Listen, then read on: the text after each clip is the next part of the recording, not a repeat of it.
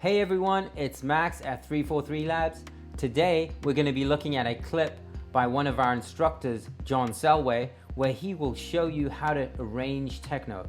This clip is taken from 343 TV, which airs right here on our YouTube channel several times a week.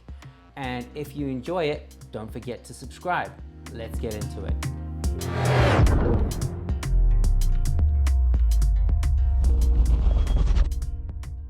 I have some parts already put together. Let's see what I've got. All right, well, we got to have a kick drum.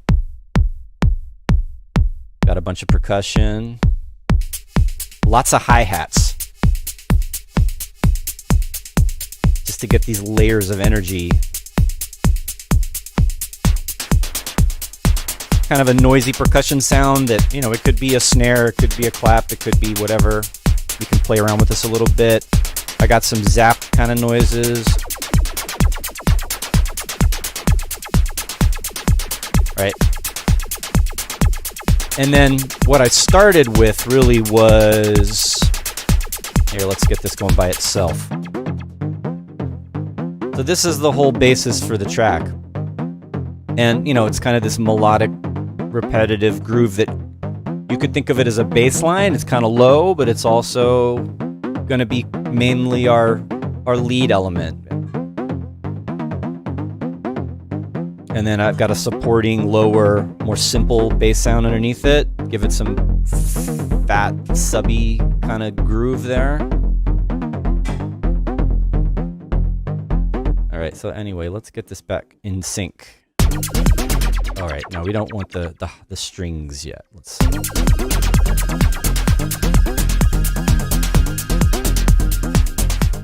I've talked about like ways to, you know, break out of loops and to make longer parts in the session view before you go into the arrangement, or, you know, whatever pattern-based thing you're working with. Rather than 1-bar loops or 2-bar loops, you think about 8, 16, 32 and have longer changes and arrangement moves ahead of time. That's not happening here. This is going to be more like building from the ground up, and any changes that I want in the arrangement I'm going to do in the context of the timeline.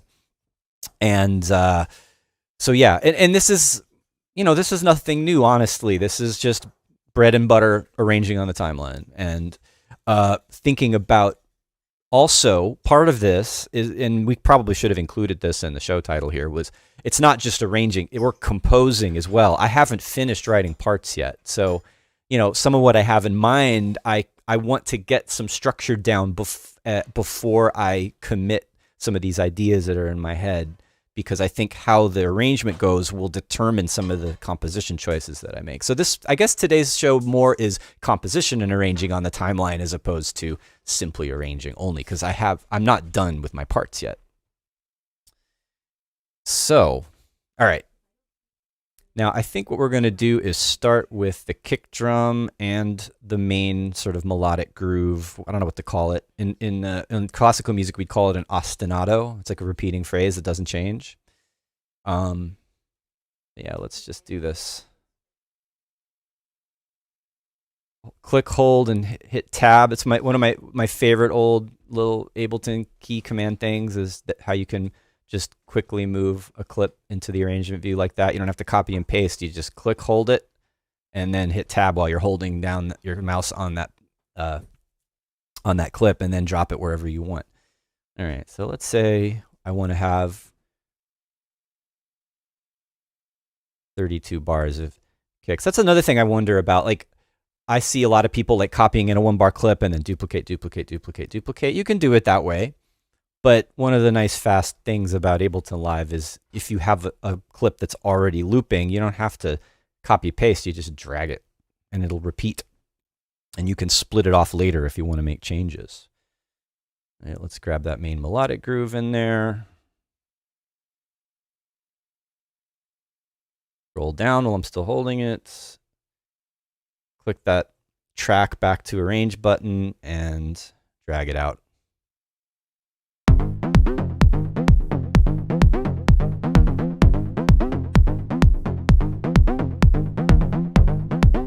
Got my shoulders moving. We must be good. We're in the ballpark. All right. Too many tracks open. I can't see everything. I think we need to put in a hi-hat or something.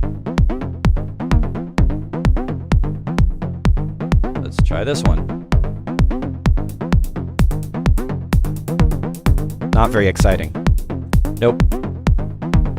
We'll start with the easy. Just your basic upbeat. It's almost like more of a shaker, isn't it? I like that, though.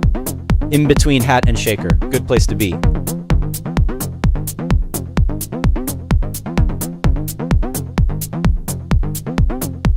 gonna drag this out to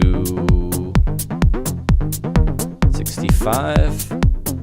And, you know, this is an obvious move, but let's just split the kick drum clip right at 33 and drop it out for one beat. And that's when the next thing's going to happen, which could be what? Could be anything. Do I want to add more energy with the bass? Do I want to add more atmosphere with some kind of pad sound? Or do I want to throw in an effect there? Let's stick with what I have for right now rather than going through like composition and sound design quite yet. I mean, even just simply adding another hi-hat right there would be good. And we can just build up the drums slowly. Let's see. That one comes later. Maybe that one. All right, I'm going to try this first, this hat 2. All right, and we'll put that right there at 33. Back to arrange.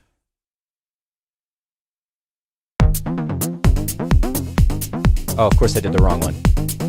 That sounds good, though. That's where it was supposed to be. That was a nice happy accident, though.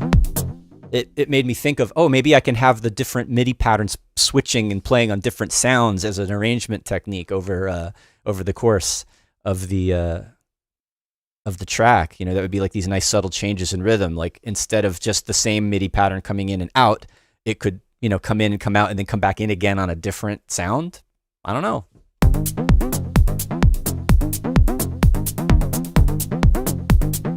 All right, we need another layer, I guess.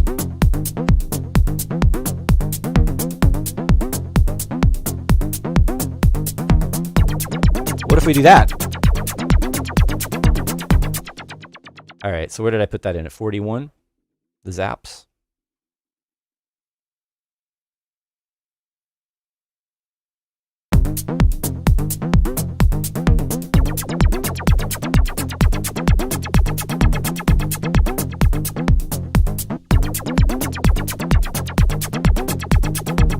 Something funny going on here. I put some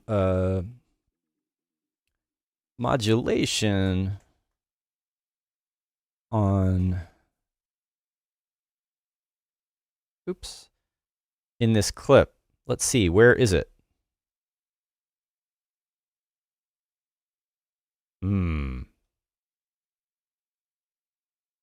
So I failed to mention earlier, I'm using the Live 11 beta.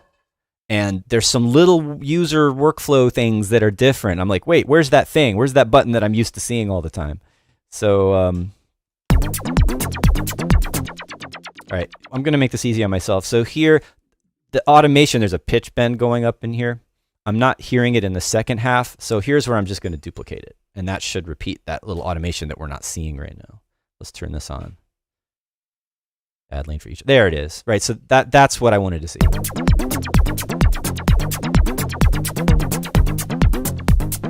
And I'm just going to randomly take a kick drum out there, even though it's a funny place for it.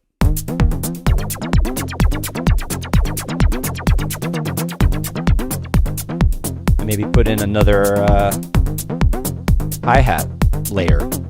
Let's take that next one and drop it here. So that's another kind of thing that I like to think about while I'm arranging. I'm not always doing the same number of bars before the next change, right? It doesn't have to be 4, 8, 16. It doesn't have to be multiples of 4 or 2. I mean, you can go in and drop things in whenever they feel like it, in sort of the same way you might do if you were performing live and you just launch the clip or hit the note when you feel like hitting it. I can try to have a little bit of that, not random, but slightly surprising change that happens every now and then where it isn't usually expected to happen.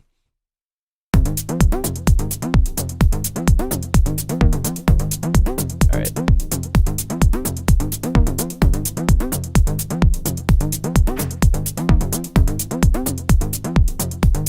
Maybe we do drop that in there. What bar was that? It was like 50 something. Or was it 49? Right. Let's drop that into... We'll have to listen. Martin Crockett says that click, hold, tab shortcut is gold. That's just like, you know, it's the basic old school fast workflow thing you gotta know.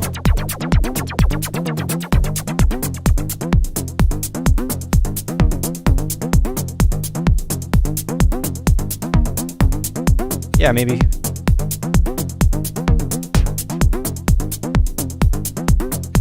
I'm gonna wait a little bit longer actually, sort of reset. Let's bring it in at 57. This might not work, but we'll see.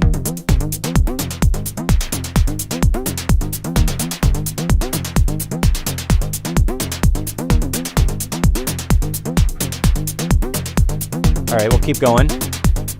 Just select and drag all of those guys out, and then maybe another element wants to come in at 65. I was originally thinking ahead about maybe having something drop out at 65, like the kick, but because I kind of shifted it over sort of a couple bars based on where I put that zappy percussion part that comes in and out, that kind of put the phrasing over a little bit, and it made me rethink about exactly how soon I was going to make the bigger change.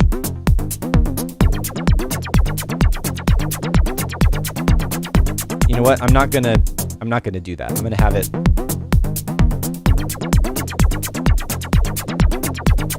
I'm gonna not do that little drum drop out. Maybe bring the hat in right at the same time. And I don't know.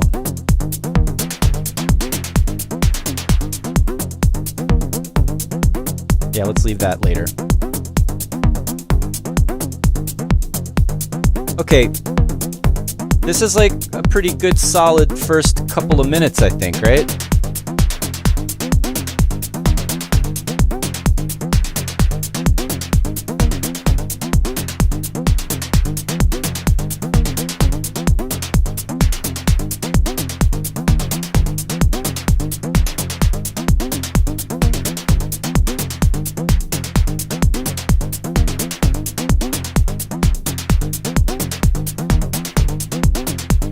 Now I want to get into some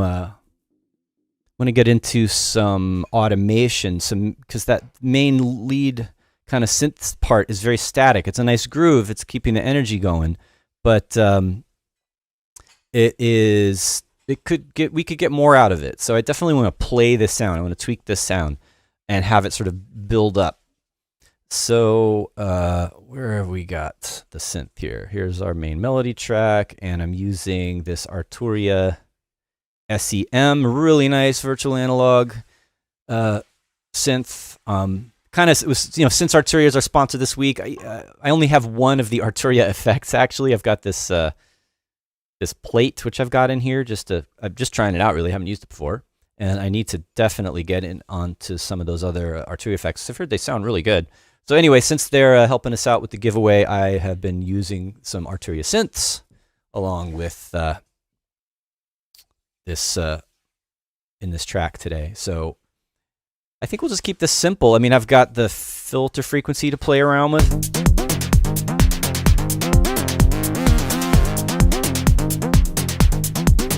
I can automate that. I think the resonance.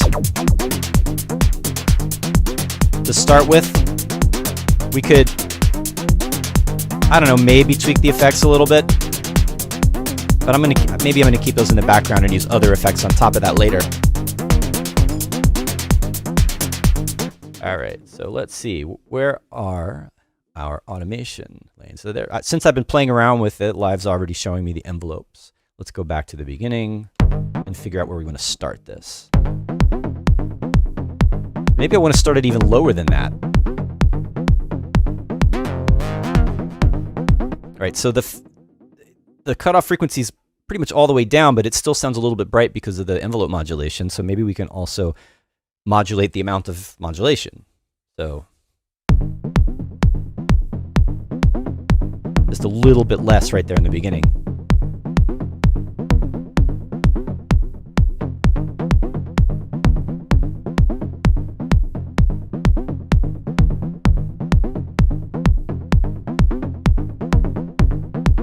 increase that. This is sort of my first level of energy. Let's go back to the filter.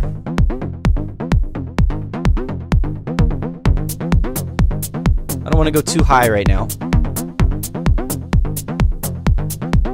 We want to let the drums carry the energy right now, mainly. The increase in energy.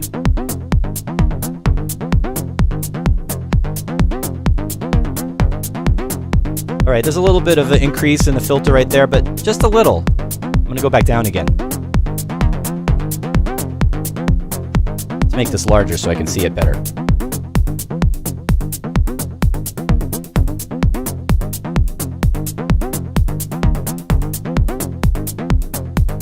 We'll go back up again.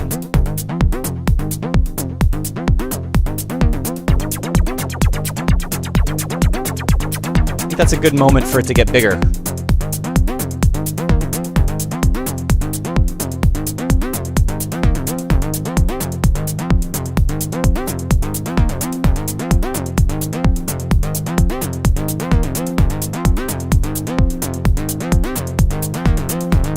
If I had a controller hooked up, that might be a more fun way to do this. I'm just adding breakpoints so as I listen.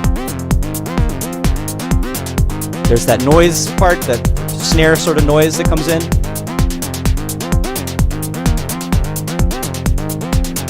Let's see what happens if we play around with the resonance. Gets a kind of a bit brighter there.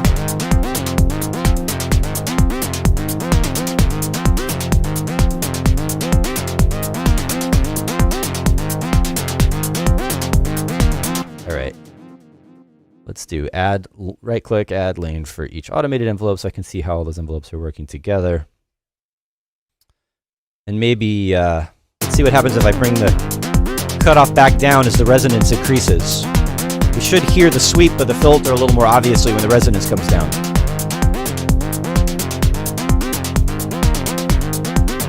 Because this isn't totally the big peak yet.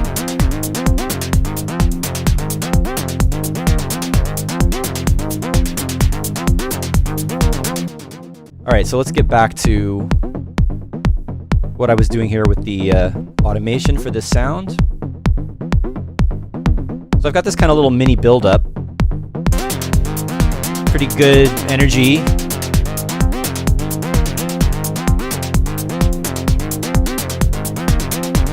And even though the filter's going down, it's still pretty bright. Maybe we'll just keep this going. Because that might just be the spot where that might be just sort of the first break.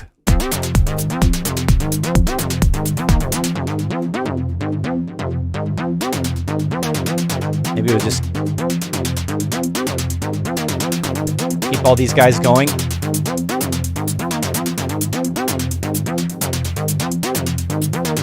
All right. So now what? To save time, if you're working quickly, I think one of the questions earlier was about, how do I sketch out quickly? Rather than, maybe I know what I want to do here next, and rather than just copying and pasting or clicking and dragging everything one at a time to the next section, I can just select a range of stuff that happened already and then move that over. So, let's say I want all of the drums and the kick to continue. I just need to find a spot where, let's say I want all of those drums, right? So I just use the loop start and end to select from 61 to 73, and that's 12 bars. Maybe I don't want, but let's do 16 bars and be normal. So I have all, it's just going to make a vertical slice through my whole arrangement here, including the, well, depending on whether it's locked or not, you can choose to copy the automation or not. I'm going to lock it so that it doesn't move. I think it might copy it. I don't know. Let's see. And let's just move that over here to bar 81 and paste. Yeah, it didn't do the automation, which I didn't want that. So that did exactly what it's supposed to do.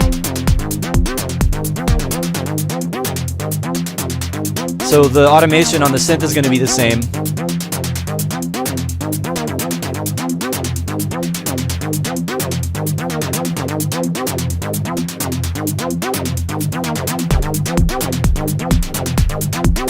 Maybe we could try putting the bass in there. Let's see. All right. There's my bass. There's my bass track.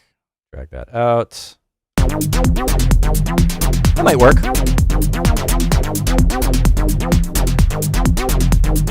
Now, I'm going to try to add something atmospheric in here because this is sort of going to, I want this to be more melodic, and I've got these big chords coming in later. I think I want to start bringing in some other, well, I don't have too many other elements, right? I've got all my drums in almost.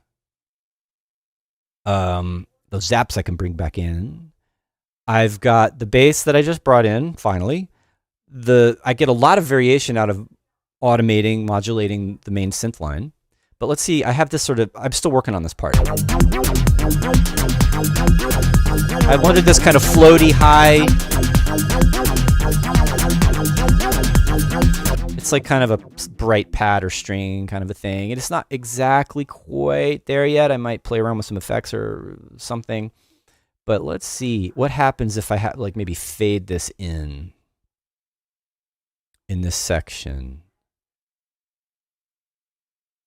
It could even start fading up in the background before the kick drum drops out. So let's drop it in a little earlier. Maybe, oops. My trackpad's failing me.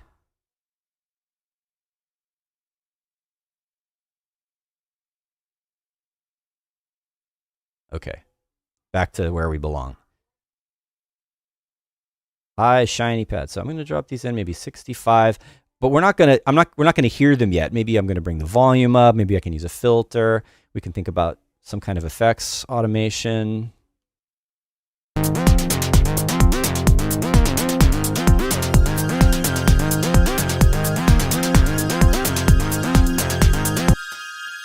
Okay, so I know I can play around with this sound in here. This one I found in Analog Lab. It's a Jupiter 8 sound.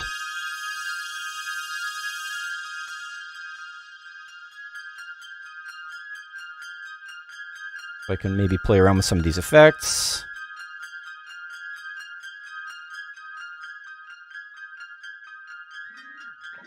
Maybe not the FM, that's adding some inharmonic sort of noise to it. Let's give that, I'm doing a little sound design now, because sometimes you have to do that, like making techno, like the sound design is part of the composition a lot of times, so. Let's try this new reverb they've got in the Live 11. Hybrid reverb, right?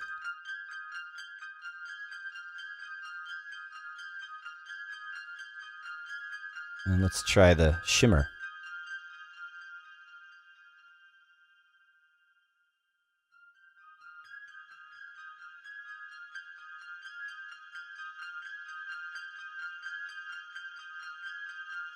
All right, that's okay for a start. It's adding some more shininess and subtlety. The chain volume. Let's get that fading up.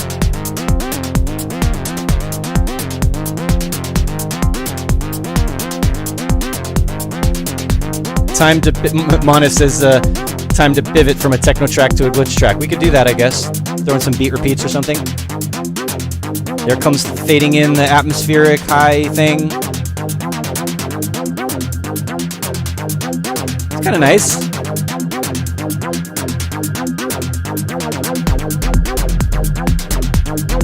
Actually, that worked better than I thought it would. I like to be able to, if you can add like an atmospheric pad-like thing or spacey thing and the energy level stays up, that's a good sign. All right, I'm gonna dare to automate this filter frequency in the Analog Lab. And let's get that sounding a little brighter. That's good. All right, I want this to keep going. I'm not done yet. That's a good energy level happening right here at 3 minutes. Just keep dragging those out. I think I need another layer of percussion on top of this.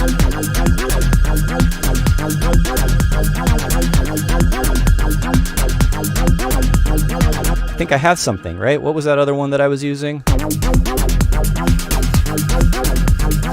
It's like a faster, shakier, slightly more energetic hat. Let's get that going on in there somewhere. All right, what parts do we want that to be? Maybe 97. Let's try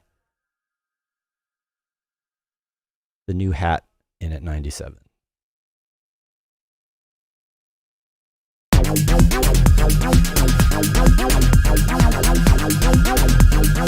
All right. Get rid of some of this resonance. Make this synth sound a little stronger.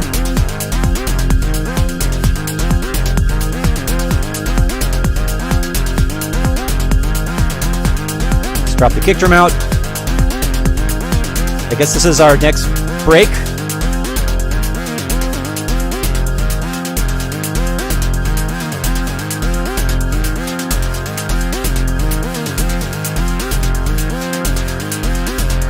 Gonna have to do some kind of effects on this to intensify the synth a little bit more. Keep that high string going. I don't want any of the percussion to go away. I don't want this to break down too much. I want it to keep going up.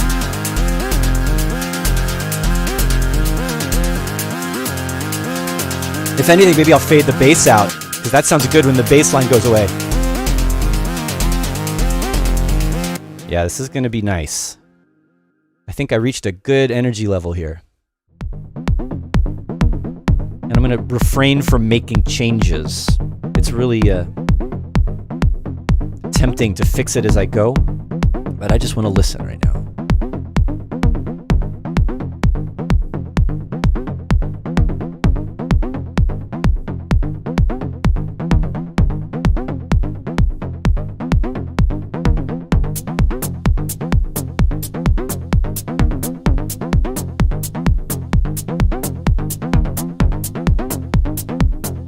So far, so good.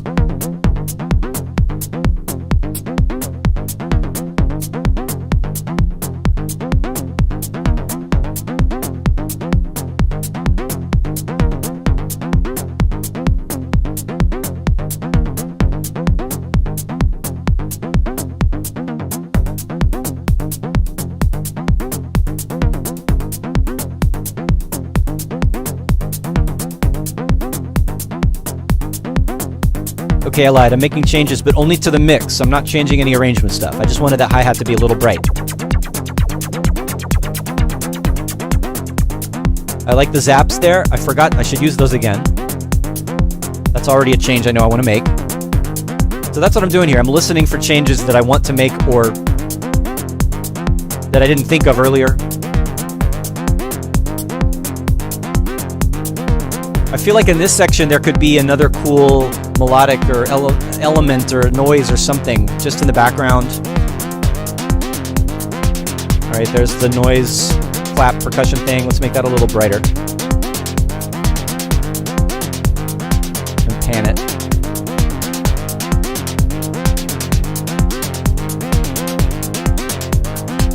This is where our high shiny strings start fading in. Wonder if they could fade in more quickly. Not so bad.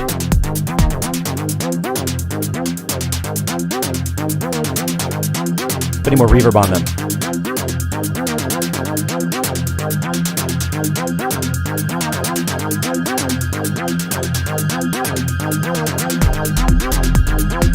There's that sub coming in nicely.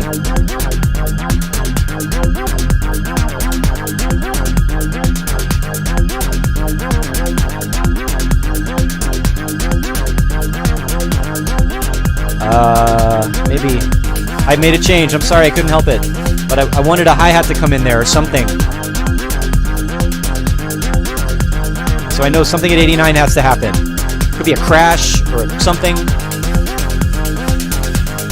Good energy level. Maybe that one can fade in instead of just starting suddenly. That might be cool. Pretty intense with that high string just hanging there really bright. Might have to do some modulation to make it more trippy.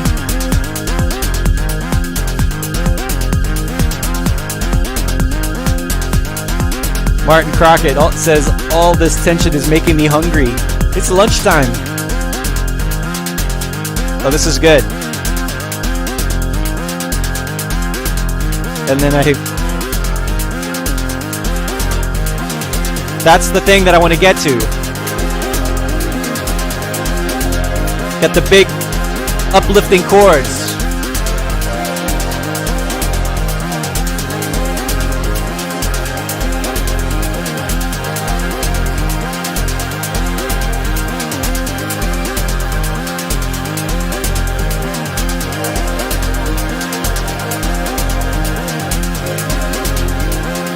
I think I got there.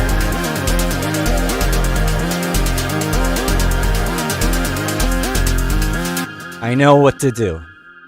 That's why I had to stop and go back and listen and make sure, okay, the energy level is getting there. The timing is good. I know I'm going to bring... I don't want it to go on too much longer than that. It would just be like too much of a tease or too much of like of an EDM trance forever buildup.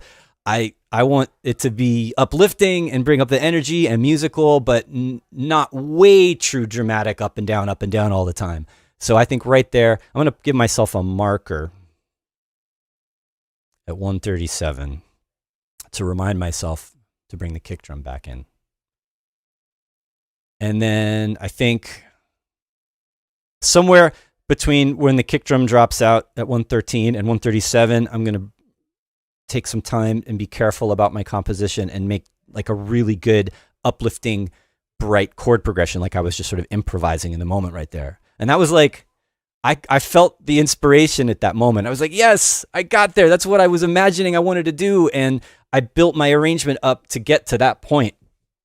So, okay, I'm going to say I'm 2/3 of the way done in terms of time. I'm thinking I'm halfway done in terms of like the overall arrangement.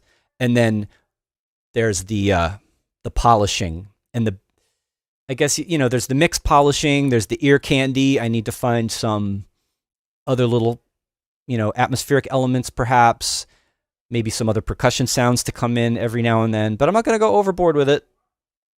I kind of want to keep it pure. And, this is a little bit of an old school vibe I'm going for here.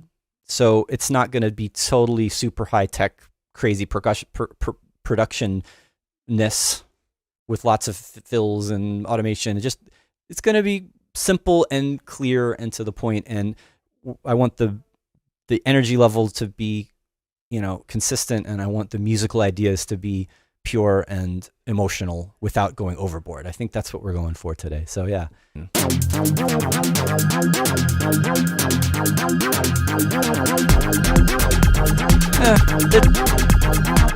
Oh, it's missing the automation because I locked it. That's something to not forget about. Oh, this is another little fast arranging move that I'll do. Let's say I want to copy these clips to another point later. Instead of hitting Command-C and Command-V to copy and paste or whatever you type on your Windows machine or your Mac, I'll make a selection on the timeline. Let's say if I want this to happen at 97, I'll select from 97 to the beginning of that clip and then just duplicate. So it just puts it where I want it. I guess that only works if there's nothing else in the middle that you want to copy. In this case, it's fine for like a crash or an individual hit of something. Sometimes I'll even do it like, I'll say, what if I just want this to happen, every so many bars, and duplicate, and then it happens that many bars. It's much faster than just clicking and dragging, option clicking and dragging or copy and pasting. This is a little faster. So yeah, let's say if I wanted to put it at 97, bang, there it is at 97. See how that sounds there. It's a decent place for it. Strings are a little loud. And I was thinking about automating those a little bit.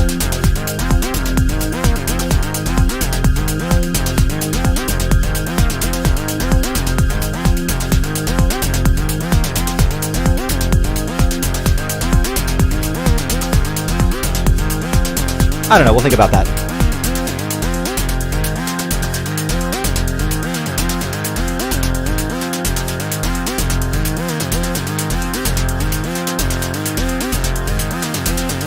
Oh, I was going to fade the bass out. That's an easy one.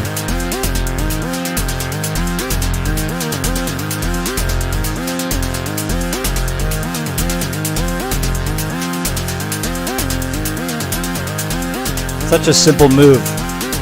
Just kind of make the bass slowly disappear, and it makes it sound like everything else is going up. And And that's been done a million times, but it just works.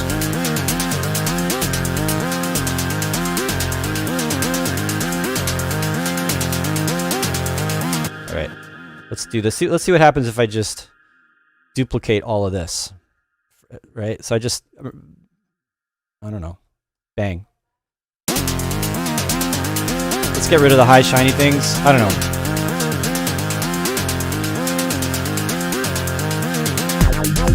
Nope. All right, what I forgot to do there was to lock the automation. Let's undo that, lock the automation, duplicate.